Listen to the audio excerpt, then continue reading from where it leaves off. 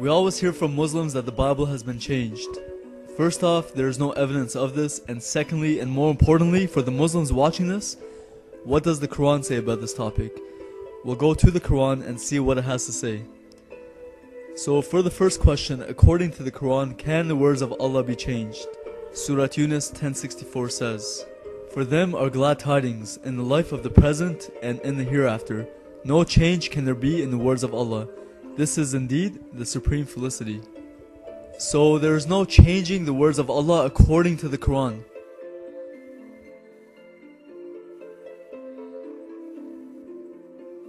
Now the next question, is the Torah, which is the law of Moses, and the Injil, which is the gospel, the words of Allah according to the Quran?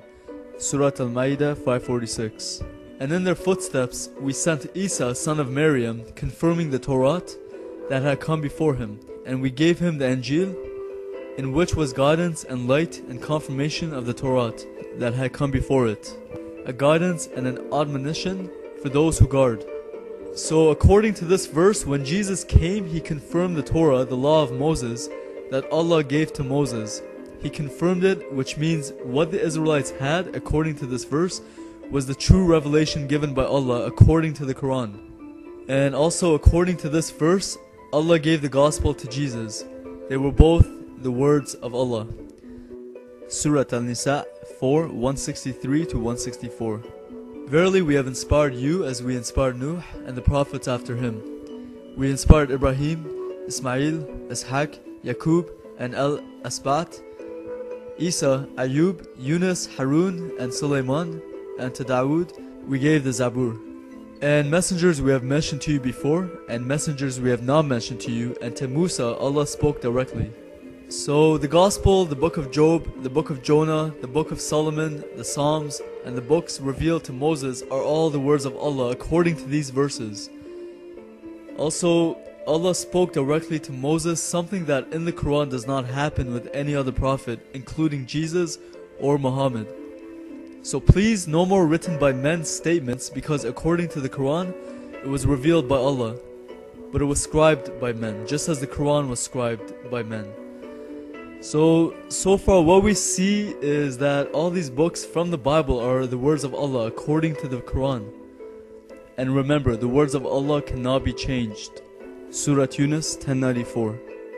"But if you are in doubt as to what we have revealed to you, ask those who read the book before you. Certainly the truth has come to you from your Lord, therefore you should not be of the disputers." Also Surah 4:136. "O you who believe in Allah and His Messenger, and the book which He has sent down to His Messenger, and the scripture which He has sent down to those before, and whosoever disbelieves in Allah, His angels, His books, His messengers, and the last day, then indeed he has strayed far away." If the Bible was corrupted, why would Allah direct a follower of His to that corrupted book?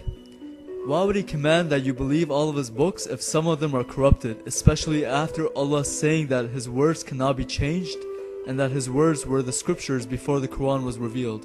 That would make no sense. Surah Fatir 35:31. "And what we have inspired in you of the book, it is the truth, confirming that which was before it. Verily Allah is indeed all aware and all seer of His slaves." So again, we see that the Quran states very clearly that not only the previous scriptures were from Allah, but also that the previous scriptures were intact, meaning not altered. As the surah says, the Quran came confirming what was before it. Surah Al-Imran 3:3. "It is He who has sent down the book to you with truth, confirming what came before it. And He sent down the Torah and the Injil." These two verses very clearly say that Allah sent the Quran confirming what came before it, so confirming the Torah and the Injil. It can't get any clearer. When the Quran came out, it confirmed the scriptures, it confirmed the Bible. All these surahs say that the Bible was not corrupted. And then we have Surah Yunus 10:37, which says, "And this Quran is not such as could be forged by those besides Allah, but it is a verification of that which is before it and a clear explanation of the book. There is no doubt in it from the Lord of the worlds." Then Surah Al-Ahqaf 46:12. "And before this was the scripture of Musa as a guide and a mercy, and this is a confirming book in the Arabic language to warn those who do wrong, and as glad tidings to the good doers." Here are two more examples of the Quran verifying that the previous scriptures were once again intact.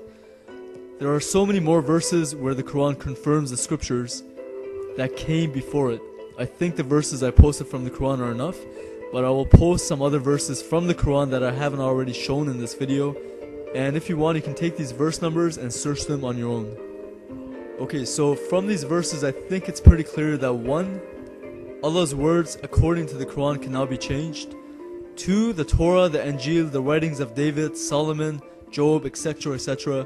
are all the words of Allah according to the Quran, so therefore they cannot be changed.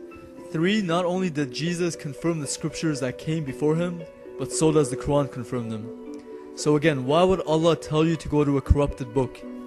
If you want to say it was corrupted after the Quran came out, well, first off, shouldn't Allah know that it was going to be corrupted and say so? And also, knowing that it would be corrupted, shouldn't He, being all-knowing, not refer you to it in the past, present, or future?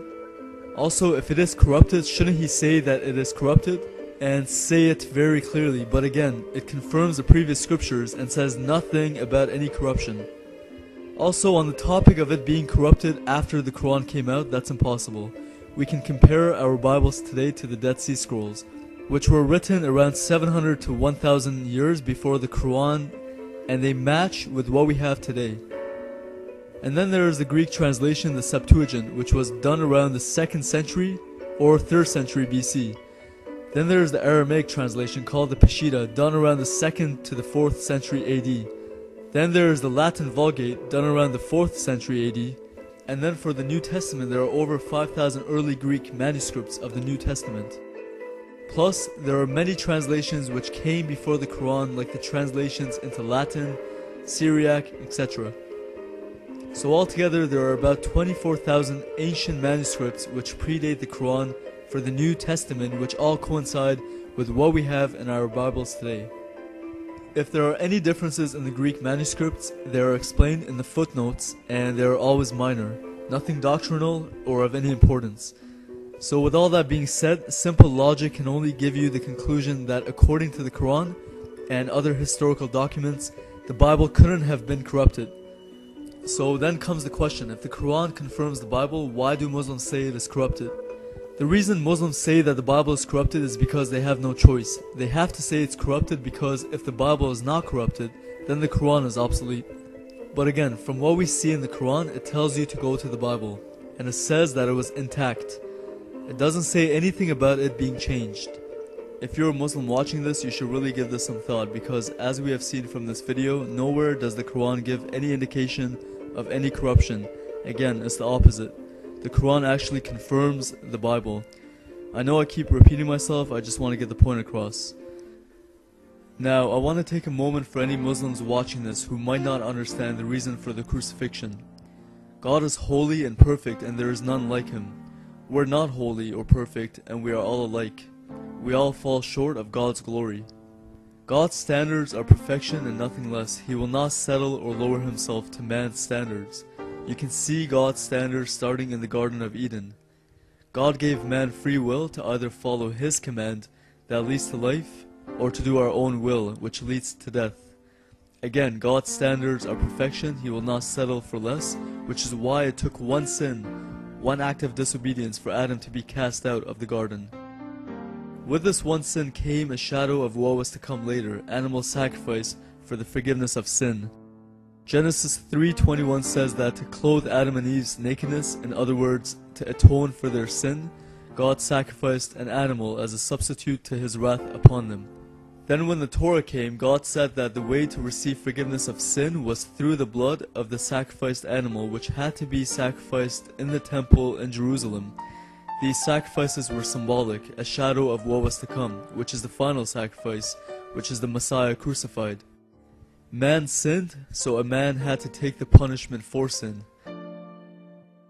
The blood of animals did not remove sin, as again, they were symbolic of what was to come, Jesus Christ, in whom is the fulfillment of all things.